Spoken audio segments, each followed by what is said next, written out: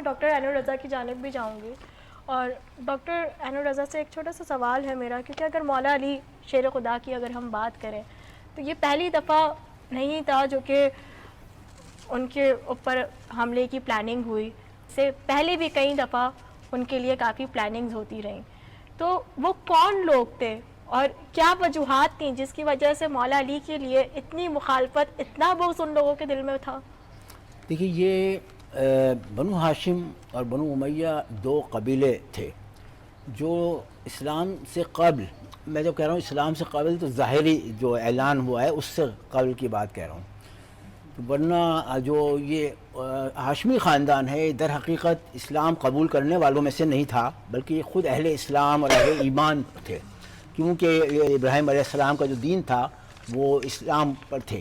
بالکل. تو وہ مشہور ہے انی وجہت وجہی للذی فطر السماوات والارض حنیفا مسلما، یعنی دین حنیف اور دین مسلم پر تھے. تو یہ تھے ہی دین اسلام پر. اب جو جن کو اسلام کا پیغام پہنچایا گیا وہ اگینسٹ لوگ ہیں. اگینسٹ مطلب وہ سب کفار ہیں، کفار قریش ہیں، کفار مکہ ہیں. اب ان کو مسلمان بنانا ہے. اب شروع یہاں سے ہوتی ہے بات کہ ایک انقلاب پیدا ہو رہا ہے کہ اتنی بڑی بات جو لات، منات، حبل اور عزا کو پوجتے تھے، ان کی پرستش کرتے تھے، اور کعبہ پہ وہ بت انہوں نے رکھے ہوئے تھے چاروں، اور ان بتوں کی پوجا کرنے والوں سے کہا جائے کہ یہ بت تمہارے کچھ نہیں ہے، یہ غلط ہے. تو امیجن کیجئے آج ہمارے بھی اگر کوئی چیز ہم چھوٹی سی استعمال کر رہے ہوں، اگر موبائل بھی چھوٹا سا ہمارے ہاتھ میں ہو اور کوئی کہہ دے یہ موبائل اچھا نہیں، اس سے اچھا دوسرا میں ایک ہے، تو ہمیں عجیب سا لگتا ہے کہ میرے موبائل کو خراب کہہ دیا. تو وہ تو ان کے خداؤں کو برا کہہ دیا. تو یہ ایک تصادم شروع ہو گیا، اور اس تصادم کے ساتھ ہی یہ تصادم جب شروع ہوا ہے، یہ تو خیر جب حضور صلی اللہ علیہ کائنات نے اعلان کیا ہے، سب سے پہلے تو جب مولا کائنات کعبے میں آئے ہیں تو آئے تو وہ دیوار شق ہو گئی، جناب فاطمہ بنت اسد اندر تشریف لے گئیں، دیوار مل گئی، 3 دن تک اندر رہے ہیں. جب تک حضور صلی اللہ علیہ کائنات تشریف اندر نہیں لائے ہیں تب تک آنکھیں مولا علی نے نہیں کھولی ہیں، اور ان کی زبان چوسی ہے حضور کی مولا علی نے. اس طرح سے یہ سلسلہ چلا ہے اس کا کہ وہ دیکھتے جا رہے ہیں حضور کو بھی اور مولا کائنات کو بھی کفار قریش. تو ان کے اندر اس چیز پیدا ہو رہی ہے کہ یہ ہمارے لوگ نہیں ہیں، یہ ہمارے اگینسٹ ہیں، ہم لات والے ہیں، منات والے ہیں، حبل والے ہیں، عزا والے ہیں، ہم بتوں کو پرست کرنے والے ہیں، اور یہ ہمارے خلاف لوگ ہیں. تو اب تصادم تو ہونا ہی ہونا تھا. اتنا زیادہ ہوا کہ جب دعوت ذوالعشیرہ حضور صلی اللہ علیہ کائنات نے انعقاد کیا حضرت ابو طالب علیہ السلام نے، تو اس میں انہوں نے اپنی بات کو پیش کرنا چاہا. تو طریقہ یہ ہوتا تھا پہلے دعوت کھلا دی جاتی اور پھر اپنی بات پیش کرنی. تو جب حضور نے جیسی بات شروع کریں تو ابو جہل اور دیگر کفار قریش کے ان کو بات کو کاٹ دیں اور اٹھ کے چلے جائیں. تیسرے دن حضرت ابو طالب نے کہا کہ بات میرے بھتیجے کی سن کے جانا ہے، کوئی اٹھ کے نہیں جائے گا. تو پھر ظاہر حضرت ابو طالب کا ایک بہت مقام تھا، سردار قریش تھے، سردار مکہ تھے، سردار بطحا تھے. تو وہ رک گئے. آپ نے بیان کیا کہ میں اللہ وحدہ لا شریک کی طرف سے نبی بنایا گیا ہوں، اور ہے کوئی جو میری نصرت کرے. تو مولا کائنات حضرت علی 13 سال کی عمر میں کھڑے ہوئے، کہیں 13 لکھا ہے کہیں 11 لکھا ہے. پھر کہا دوسری دفعہ پھر یہی، یعنی واحد وہ تھے جو کہا جاتا ہے نا کہ سب سے پہلے اسلام. اچھا وہ ان کے لیے تو اسلام پہلے اور بعد کیا ہو تو حنیفاً مسلماً. اب یہ تصادم مولا کائنات کے ساتھ دشمنی اب یہ سٹارٹ ہے. آپ کا سوال جو تھا اب یہ سٹارٹ ہے کہ یہ تو کہہ ہی رہا ہے کہ میں نبی ہوں اور ساتھ دینے والا یہ ہے. تو کیونکہ ساتھ دینے والا ہوتا یہ ایک آدمی اگر کچھ کہے تو اس سے تو لڑائی جھگڑا جو بھی ہے، جو ساتھ دے رہا ہوتا ہے وہ زیادہ برا لگ رہا ہوتا ہے کہ اس کو کیا ہو رہا ہے، یہ نہیں معلوم. وہ تو دونوں ایک ہی ہیں، ایک ہی نور کے، علی من نور واحد. حضرت علی نے جس مقام کا جس کا سٹارٹ لیا بچپن سے ہی، تو وہ تصادم تو ہونا ہی تھا، وہ تصادم تو ہونا ہی تھا. اچھا اب یہاں سے پھر بات آگے بڑھی ہے تو اب وہ مسلسل اذیتیں دے رہے تھے. وہ اس طرح سے ایک تسلسل سے دشمنیاں چلتی رہیں حتیٰ کہ اتنی زیادہ بات بڑھی کہ ہجرت تک کی نوبت آ گئی. تو اب حضور صلی اللہ علیہ کائنات جب حضور مولا کائنات کو اپنے بستر پر سلا کر اور ہجرت کے لیے تشریف لے جاتے ہیں تو یہ بھی ایک بہت بڑی بات ہے بہت بڑی بات. بالکل کہ اپنی جان کو ایسی جگہ پہ پیش کر دینا جہاں تلواریں اوپر کھڑی ہوں گی تلواروں کے سائے میں. کہ صبح کو قتل کر دیا جانے بالکل. یہ اندیشہ ہے. یہ اندیشہ. دیکھا کہ یہ تو علی ہے. جب جیسے ہی چادر ہٹائی تو کہا محمد کہاں ہے معاذ اللہ صلی اللہ علیہ وسلم. تو کہا کہ کیا میرے سپرد کر کے گئے تھے, کیا میرے سپرد کر کے گئے تھے. یعنی مولا کائنات دیکھیں جواب ٹیکنیکل طریقہ دیکھیں, غلط بیانی کرنی ہے نہ ان کو بتانا ہے اور جانتے سب ہیں. تو کہا کہ کیا میرے سپرد کر کے گئے تھے. تو پھر وہ تو خوفزدہ بھی ہو گئے. علی کے مولا علی کے سامنے اتنا آسان نہیں تھا کسی کے لیے بھی کھڑا ہو جانا. بہرحال وہ چلے گئے, مولا کائنات امانتیں دے کے گھر والوں کو لے کے جناب سیدہ کو لے کے مدینہ آ گئے. سب سے پہلے مسجد قباء جہاں آج ہے وہ جگہ پر حضور نے بھی قیام کیا تھا, مولا کائنات نے بھی سب سے پہلے مدینہ سے بالکل ایسے یہ پہلے وہاں قیام کیا. بالکل بالکل ایسے ہی. ڈاکٹر صاحب ایک سوال ذہن کے اندر میرے آ رہا ہے کہ آپ نے بلکہ واقعہ ہے, میں چاہوں گی کہ اس واقعے کے اوپر بھی تھوڑا غور ڈالا جائے کیونکہ عرب کا ایک بہت ہی مشہور سلسلہ تھا مکہ کا کہ جب بچہ پیدا ہوتا تھا تو اسے ایک پتھر پہ رکھا جاتا تھا.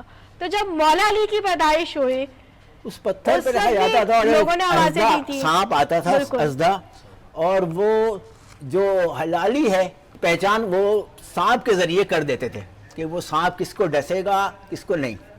تو جب مولا کائنات تشریف لائے ہیں کعبہ میں تو وہ جو پتھر تھا جب اس پہ رکھا تو وہ ازدا آیا تو اس کو چیر کے رکھ دیا سبحان اللہ مولا کائنات نے.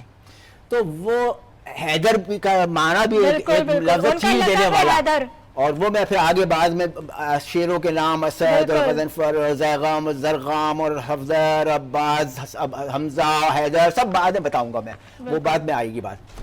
تو یہ انہوں نے چیر دیا. تو لوگوں نے کہا اب یہ کس طرح پتہ چلے گا ہمیں. تو حضور نے فرمایا اب وہ آ گیا ہے جو فرقان ہے, بالکل جو حق اور باطل کے درمیان فرق کر دینے والا ہے. بے شک بے شک. علی سے محبت وہی کرے گا جو مومن ہوگا اور وہی بغض رکھے گا جو منافق ہوگا. مولا علی کی جب بات آتی ہے نا تو ندا آپ نے ابھی تھوڑی دیر پہلے کہا کہ ابن ملجوم کامیاب ہو گیا. دراصل ابن ملجوم کامیاب نہیں ہو گیا, میرے مولا علی نے کہا کہ اب میں کامیاب ہو گیا, اب میں کامیاب ہو گیا. فزت برب الکعبہ یا فزت برب الکعبہ, رب کعبہ کی قسم میں فائز ہو گیا, میں کامیاب ہو گیا. ڈاکٹر صاحب اسی حوالے سے ایک سوال بنتا ہے کہ خوارج کا فتنہ کیسے پیدا ہوا, خارجی کا فتنہ کیسے پیدا ہوا. یہ ایسا ہوا کہ جب مولا کائنات کے ہاتھوں پر بیعت کی سب نے, اہل مدینہ اور اہل اسلام نے سب نے, تو وہاں پر کچھ سوزش حضرت عثمان کے قتل کے ساتھ ان کے جو واقعہ ہوا تو اس میں سوزش شروع ہو گئی تھی, اور جو مفاد پرست قسم کے لوگ تھے وہ اپنے اپنے مفاد کے لیے, دیکھیں سورہ منافقون پوری اتری ہے تو اس لیے وہ بھی ہمارے سامنے ہے. تو ہم اب پرٹیکولرلی ابھی ہم وہ نہیں چاہتے ہیں کہ ایک ایک وہ کریں, لیکن لوگ تاریخی حیثیت جو اس کی ہے وہ یہی ہے کہ سیاسی طور پر ایک چپقلش ہو گئی اور کچھ حقائق تھے کچھ غلط فہمیاں تھیں, دونوں چیزیں ساتھ ساتھ چل رہی تھیں. تو مسلمانوں کو اس چیز پہ بھڑکایا گیا کہ حضرت عثمان کے قتل کا فیصلہ اقدام اٹھایا جائے. تو مولا کائنات ابھی تو بالکل تازہ بات ہے, تو پہلے تو مولا علی نے منع کر دیا کہ میں تمہارے کہنے پر یہ نہیں. تو لوگوں نے کہا کہ نہیں, آپ اگر ہمارا ابھی اس بری حالت میں مسلمان ہیں, بہت شورش بڑھ چکی ہے, اگر آپ ابھی ہمارا ساتھ نہیں دیں گے, مسلمانوں کے خلیفہ نہیں بنیں گے, نہیں سنبھالیں گے, تو ہم روز قیامت آپ کا دامن پکڑیں گے. تو مولا نے کہا اچھا ٹھیک ہے, ممبر پہ آؤ, مدینہ میں آؤ ممبر پہ, ممبر رسول پہ. تو آپ گئے ممبر رسول پر. تو وہ طریقہ یہ تھا جب حضرت ابو بکر کی خلافت آئی تھی تو آپ ایک اسٹیپ چھوڑ کے بیٹھتے تھے حضور سرور کائنات کے بیٹھنے والی جگہ سے. جب حضرت عمر کی آئی تو وہ بھی ایک مزید ایک اسٹیپ چھوڑ کے بیٹھتے تھے, حضرت عثمان کی آئی تو وہ بھی ایک اسٹیپ, یہ سب تعظیم. بالکل ایسے ہی. لیکن جب مولا علی آئے تو آپ وہاں بیٹھے جہاں حضور سرور کائنات بیٹھتے تھے, سبحان اللہ, کیونکہ اولنا محمد, اوسطنا محمد, آخرنا محمد. بالکل ڈاکٹر صاحب, بالکل ڈاکٹر صاحب, میں اس کے اندر ایک بات اور ایڈ کروں گی کہ کیا شان تھی مولا علی کی کہ وقت کا خلیفہ کوئی بھی رہا ہو مگر جب انصاف کی بات آتی تھی، مشورے کی بات ہوتی تھی تو سب مولا علی کے پاس جایا کرتے تھے، ایسا ہی ہے، ان سے جب پوچھا کرتے تھے اس طرح کی کوئی چیز آ جاتی تھی تو مولا کائنات سالو کر دیتے تھے. اور اس میں بہت کئی مرتبہ بخاری اور مسلم میں بھی ہے کہ علی نہ ہوتے تو عمر ہلاک ہو جاتا. بہت تعظیم مولا علی کی سب نے کی ہے. بالکل. اور یہ سب چیزیں تو بہت نارمل سی عام سی ہیں، لوگ جانتے ہیں. جو آپ کا سوال تھا کہ وہ خارجیوں والا، میں ذرا اس طرف جانا چاہ رہا تھا. تو اب لوگ ایک جنگ ہوئی، جنگ جمل. پھر وہ جنگ بہرحال کس نتیجے پہ جا کے وہ ختم بھی ہو گئی. مولا کائنات نے اس میں جو بھی فتح حاصل کی، جس طرح سے جو سلسلہ رہا. پھر اس کے بعد ایک جنگ ہوئی جو کئی سال چلی، جنگ صفین. تو صفین میں جو آخری لمحات میں جو ہوا وہ ایک قرآن نیزے پر اٹھا لیا. تو حضرت علی نے کہا کہ دیکھو یہ جو قرآن نیزے پہ اٹھایا ہے یہ صرف یوز کرنے کے لیے اٹھایا ہے، حقیقت اس سے برعکس ہے. تو لیکن وہ لوگوں میں بہت وہ آپس میں عجیب قسم کی صورتحال بنی. تو بہرحال وہ جنگ بھی وہاں نتیجے کے بغیر رک گئی. اس کے بعد وہ 2 حکم مقرر کر دیے اور ان میں وہ یہ طے پایا کہ وہ کس طرح یہ خلافت جو ہے آگے رکھی جائے. تو اس میں کیا ہوا کہ ایک تیسرا گروپ پیدا ہوا. خارجی جو آپ پوچھ رہی تھیں وہ یہاں سے خوارج پیدا ہوئے ہیں کہ ایک تیسرا گروپ پیدا ہوا. انہوں نے کہا نہ ہم علی کو نہ مانتے ہیں نہ معاویہ کو مانتے ہیں، اللہ اکبر، ہم دونوں ہی کو نہیں مانتے، ہم تو بس اللہ کو مانتے ہیں. اب یہ گروپ پیدا ہوا، یہ خوارج تھے. اب آپ کی تو تھوڑے کچھ تصحیح کرنا چاہ رہے تھے، کچھ جملہ آپ کا رہ گیا تھا تو اس کو مکمل کریں. تو پھر اقبال مدنی صاحب بیٹھے ہیں ہمارے پاس، ایڈ کرنا چاہ رہے تھے اس میں. نہروان کے حوالے سے، وہ خوارج کے حوالے سے آپ کا سوال تھا، جہاں وہ اینڈ یہ تھا کہ خوارج جو تھے خارجی، انہوں نے مولا کائنات سے ایک جنگ کی.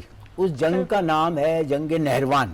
بالکل. اور نہروان میں مولا علی کو فتح حاصل ہوئی. تقریباً سبھی جنگ میں ہوتی تھی وہ تو. اچھا، آپ نے فرمایا مولا کائنات نے کہ دشمن کے 9 سے زیادہ نہیں بچیں گے اور ہمارے 9 سے زیادہ نہیں شہید ہوں گے. ہاں، سبحان اللہ، سبحان اللہ. اور جب جنگ تمام ہوئی تو لوگوں نے دیکھا گن کے صورتحال یہی تھی، وہی تعداد تھی. بالکل. تو میں نے کہا یہ بات کیونکہ نہروان کے وہ حوالے سے خوارج کے حوالے سے یہ جنگ اور اس کا نتیجہ بالکل یہ تھا.